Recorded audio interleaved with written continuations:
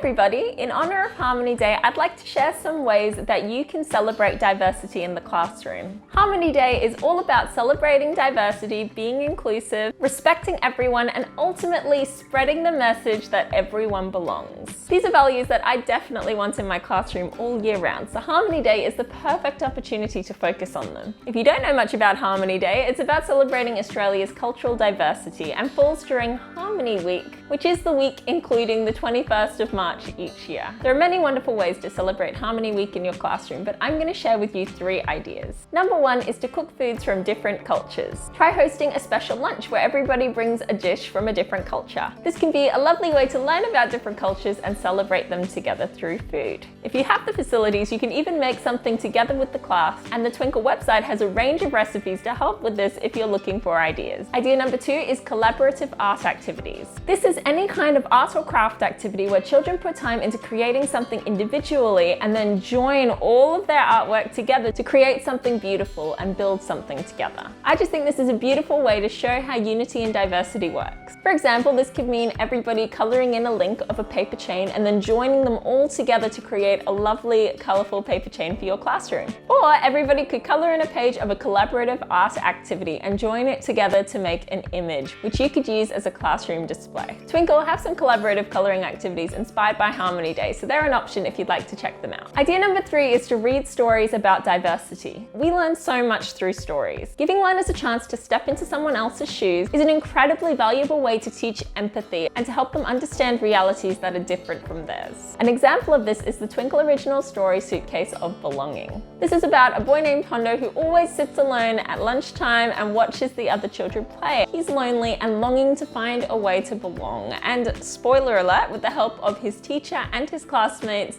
he does.